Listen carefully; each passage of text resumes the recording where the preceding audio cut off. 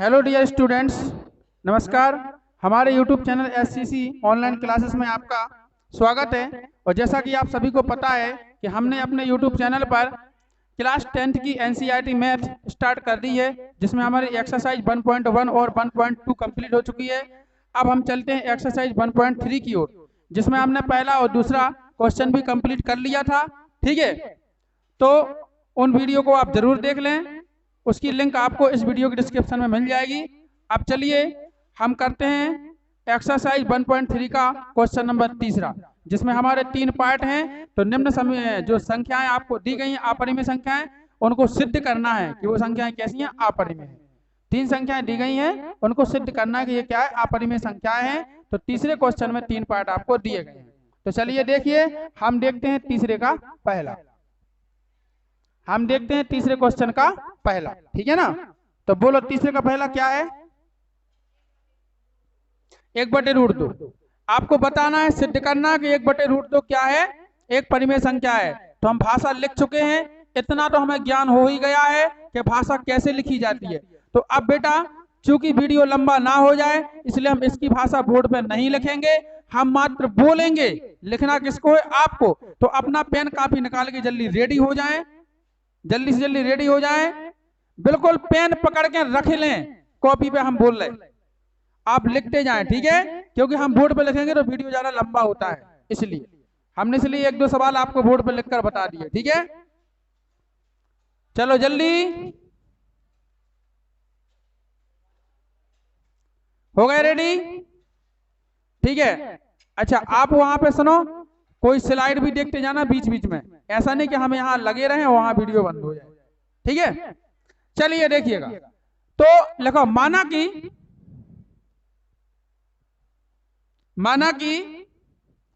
1/√2, माना कि 1/√2 एक परिमेय संख्या है।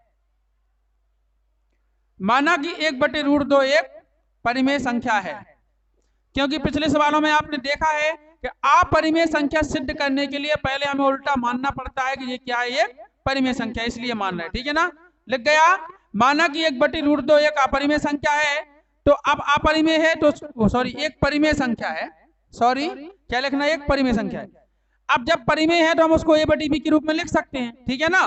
तो नीचे क्या लिखेंगे, नीचे लिखेंगे तब a/b बराबर क्या आएगा, 1/√2। लिखो जल्दी, तब a/b बराबर 1/√2, ये लिख लिया है हमने, ठीक है। अब a और b क्या है जी आपको बताना है, तो इसी के बगल में साइड में लिख लो, जहां a, b सहअभाज्य पूर्णांक है। साइड में लिख लो, यहां जहां a, b सहअभाज्य पूर्णांक है, जहां a, b सहअभाज्य पूर्णांक है।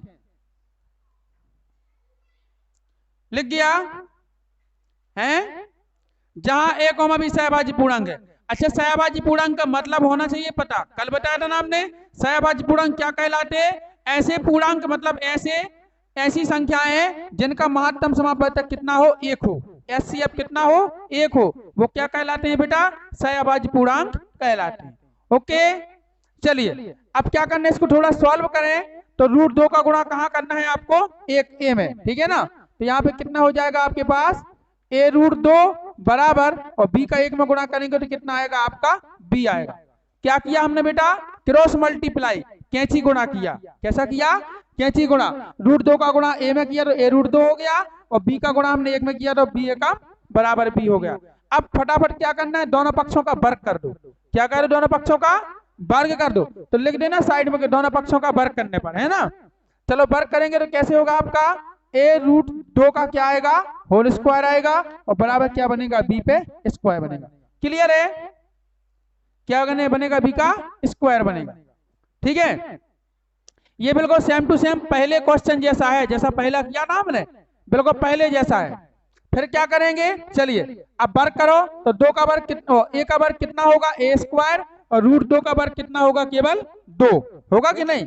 तो √2 का वर्ग 2 कर, 2 को पहले लिखो, फिर a² लिख दो, और बराबर कितना आएगा आपका, b²। क्लियर जी, आएगा 2a² बराबर कितना आएगा, b²। अब फटाफट 2 का पक्षांतर करो, यानी ए स्क्वायर की वैल्यू निकालो। ए स्क्वायर बराबर क्या होगा, बी स्क्वायर बटे 2। ए स्क्वायर बराबर कितना आएगा, बी स्क्वायर बटे 2।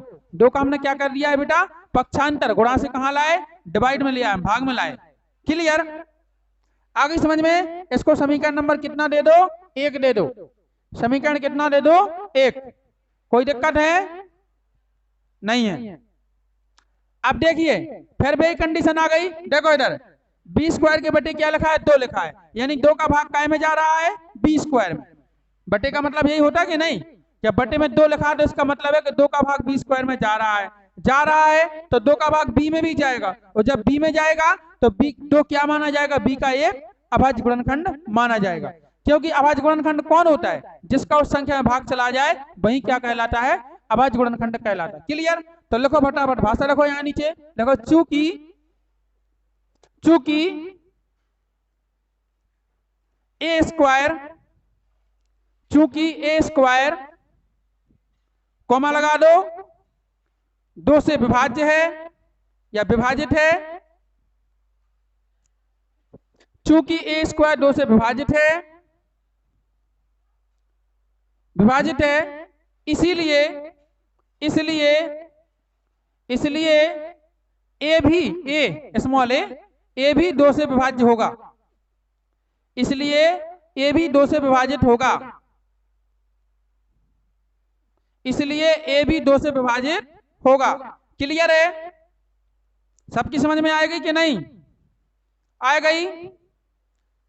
हाँ, तो अब फिर लाइन चेंज करो, लाइन बदलो, तो लिखो अतः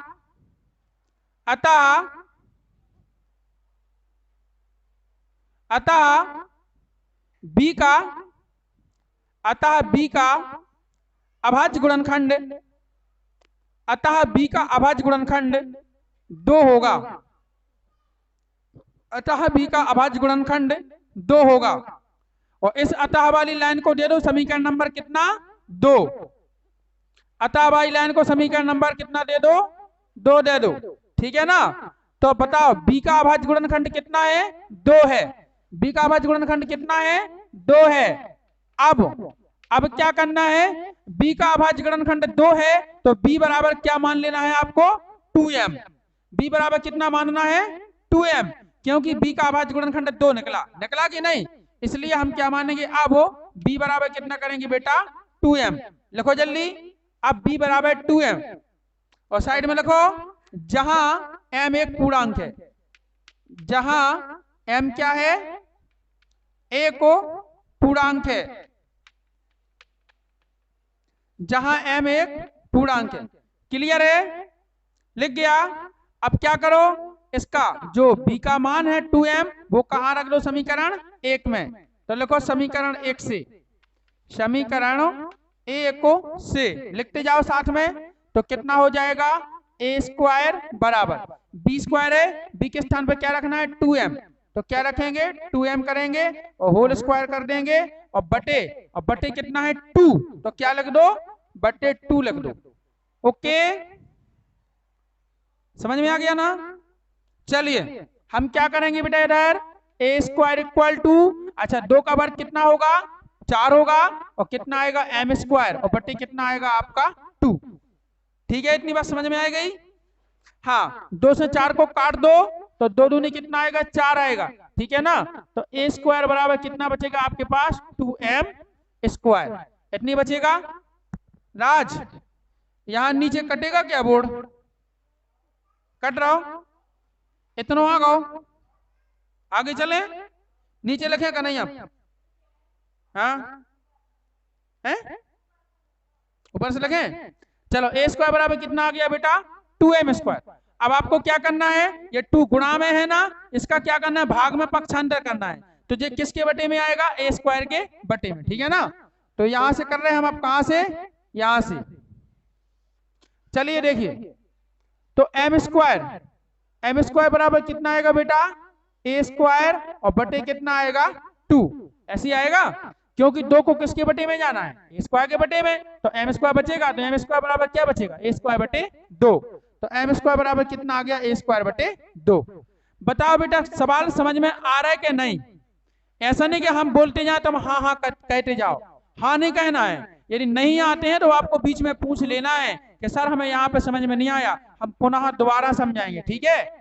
क्योंकि हाँ कहने में फायदा नहीं है।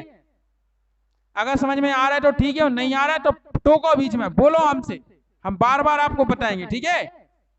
चलिए देखिए अब, तो आप सुनिए, इसका मतलब क्या हुआ कि ए स्क्वायर के बटे 2 है ना, यानी 2 का ए स्क्वायर में क्या जा रहा है, भाग जा रहा है। तो 2 का भाग ए में भी जाएगा, तो ए में जाएगा तो ए का एक अभाज्य गुणनखंड निकलेगा, वो क्या होगा, 2 होगा। क्लियर है। तो फिर लिखो नीचे भाषा, नीचे की लाइन से लिखो, चूंकि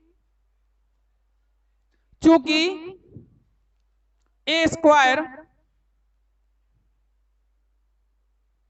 चूंकि ए स्क्वायर, जब हमने बी स्क्वायर लिखा था ना पिछले में, ए लिखवा था, अरे यार सब गड़बड़ हो गई, बी स्क्वायर लिखा था, बी स्क्वायर बोला ना हमने, कि ये बोला था, हैं ये बोला था, सुधार लो उसको, पिछली वाली भाषा को।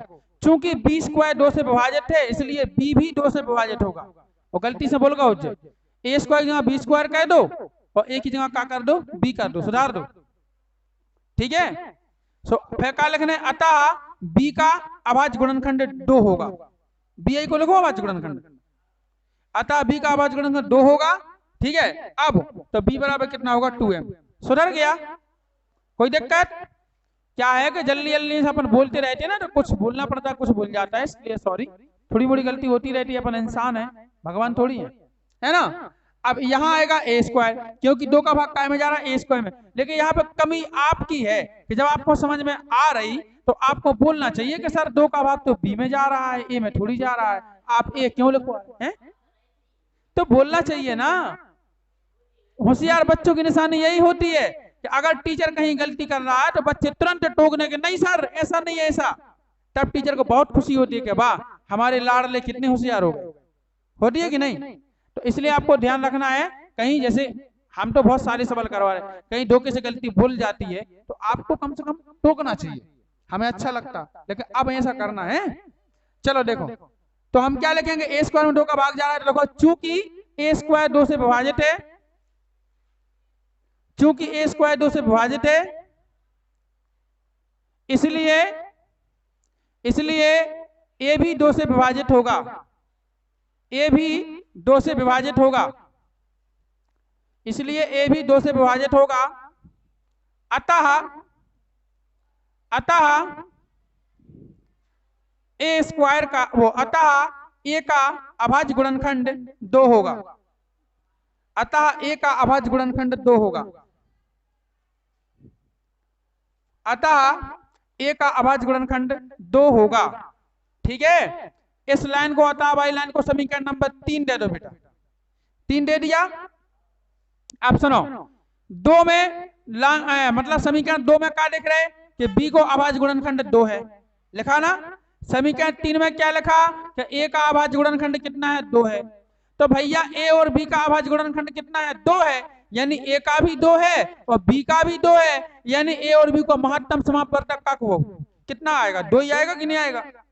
जैसे हमें क्या बताओ कि कोई संख्या है, 2 संख्या है अपने पास, अब पहली संख्या भी 2 से कटे और दूसरी भी 2 से कटे, केवल एक बार कितने कटे, 2 से, तो तुम्हें पता है कि 2 संख्या में केवल किसका जोड़ा बन रहा है, 2 का बन रहा है, तो उसका महत्तम 2 ही होता है। तो ऐसे ही यहाँ पे है, ए का गुणनखंड भी 2 है और बी का गुणनखंड भी 2 है, तो ए बी का महत्तम कितना हुआ, 2।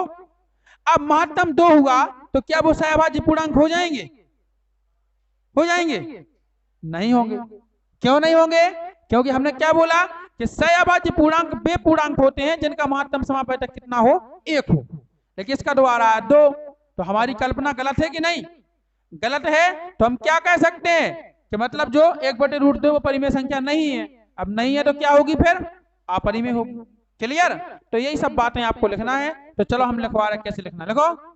समीकरण 2 व 3 से स्पष्ट है कि, नीचे से लिखना है, समीकरण 2 व 3 से स्पष्ट है कि, समीकरण 2 व 3 से स्पष्ट है कि समीकरण 2 व 3 से स्पष्ट है कि, ऐसा तो नहीं है कोई बच्चा जो हिंदी ना लिख पाए। समीकरण 2 व 3 से स्पष्ट है कि ए कॉमा बी का HCF, ए कॉमा बी का HCF 2 है, 2 है, 2 है। इसलिए ए कॉमा बी सहअभाज्य पूर्णांक नहीं है। इसलिए ए कॉमा बी सहअभाज्य पूर्णांक नहीं है, ठीक है। फिर लिखो हमारा मानना गलत है, हमारा मानना नहीं, हमारी कल्पना गलत है, ऐसा लिखो। हमारी कल्पना गलत है, हमारी कल्पना गलत है, हमारी कल्पना गलत है, क्योंकि 1/√2, क्योंकि 1/√2 परिमेय संख्या नहीं है, क्योंकि 1/√2 परिमेय संख्या नहीं है, पूर्ण विराम लगाओ, खड़ी पाई, नीचे की लाइन से लिखो, लाइन चेंज करके। अतः 1/√2 एक अपरिमेय संख्या है, अतः 1/√2 एक अपरिमेय संख्या है। क्लियर है? तो बेटा इस प्रकार से ये सवाल आपका कंप्लीट हुआ। समझ में आ गया सबको? हैं? चलो बढ़िया है, बहुत अच्छा। अब आ जाओ क्वेश्चन नंबर दूसरा। तीसरे का कौन सा होना है? दूसरा। तीसरे का दूसरा बोलो जल्दी फटाफट। कितना? 7√5 है ना। अब दिखाना है कि 7√5 एक अपरिमेय संख्या। लिखो जल्दी फटाफट लिखो। माना कि तीसरे का दूसरा डालो। माना कि 7√5 एक परिमेय संख्या है। माना कि 7√5 एक परिमेय संख्या है, परिमेय मान के चलो, ठीक है। माना कि 7√5 एक परिमेय संख्या है। लग गया? परिमेय है तो a/b के बराबर मान लो, होगा वो तो। तब a/b बराबर कितना आएगा? 7√5 आएगा ना, ठीक है। साइड में लिख दो जहां a, b सहअभाज्य पूर्णांक है। लिखो जहां a, b सहअभाज्य पूर्णांक है, बगल में लिखना है आपको। जहां a, b सहअभाज्य पूर्णांक है, हम बोलते जा रहे हैं। लग गया सबका? इतनी लाइन कंप्लीट। अब क्या करना है? देखिए इधर जो 7 गुणा में है ना, इसको भाग में भेजो तो कहां जाएगा? जे b के बगल में, ठीक है ना। तो जे तो जे हो जाएगा a/7b। क्या हो जाएगा?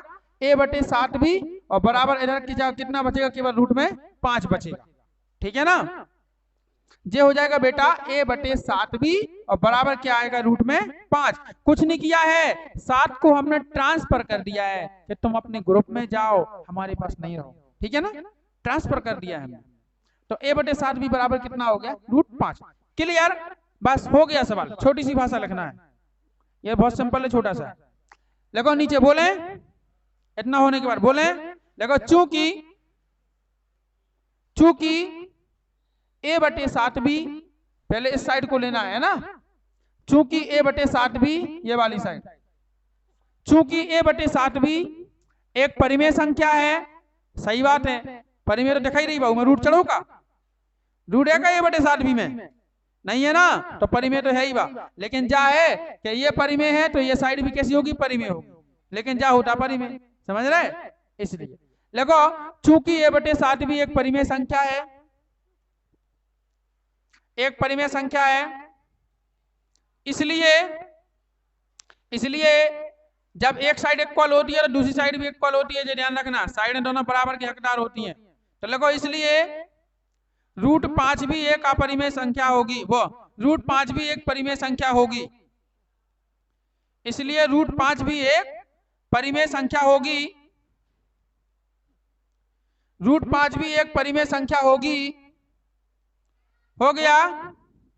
लेकिन लिखो लेकिन लेकिन हमारा मानना गलत है, लेकिन हमारा मानना गलत है, हमारा मानना गलत है, क्योंकि क्योंकि √5 एक अपरिमेय संख्या होती है, क्योंकि √5 एक अपरिमेय संख्या होती है कि नहीं? क्योंकि √5 एक अपरिमेय संख्या होती है। अब लाइन चेंज करके लिखो नीचे से, अतः 7√5 भी एक अपरिमेय संख्या होगी। अतः 7√5 भी एक अपरिमेय संख्या होगी। क्लियर है बेटा? समझ में आ गई? ये सवाल बिल्कुल छोटा सा है, दूसरे जैसा। ठीक है, चलिए अब आइए क्वेश्चन नंबर तीसरे का करना है हमें, थर्ड नंबर का। तीसरे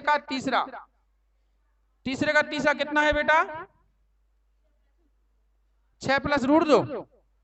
तीसरे का तीसरा है 6 + √2। ये भी बिल्कुल इसी तरह है, छोटा सा। लिखो छठवें का क्या बोलते, तीसरे का तीसरा डाल लो जल्दी। डल गया? बोले हाँ। लिखो माना कि 6 + √2 एक परिमेय संख्या है। माना कि 6 + √2 एक परिमेय संख्या है। माना कि 6 + √2 एक परिमेय संख्या है। ठीक है, अब परिमेय संख्या है तो तब काय के बराबर मानो इसको, a/b के बराबर। तब a/b बराबर कितनी होगी बेटा?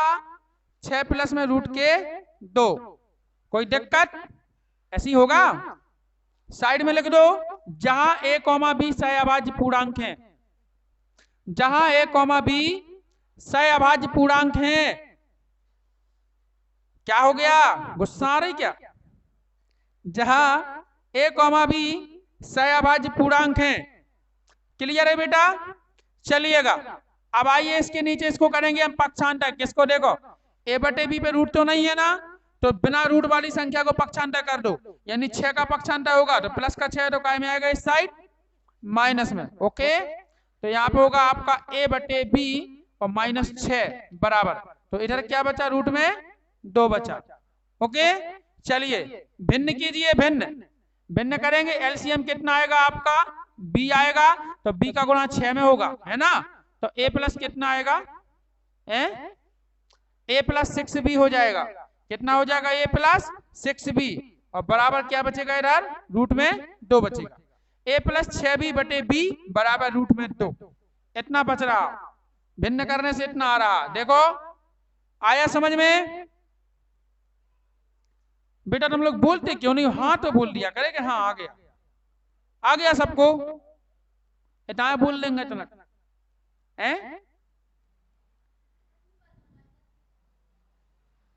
कितना लिखो? माइनस ये है ना, देखो ए। अच्छा, बहुत बढ़िया बहुत बढ़िया, ऐसे टोक दिया करे, हमें अच्छा लगता है। अब सही है ना? क्लियर? चलो हाँ लिखो, अब इसकी भाषा लिखो नीचे।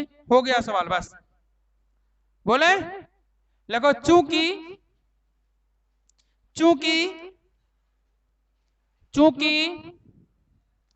a-6b/b, चूंकि a-6b/b एक परिमेय संख्या है।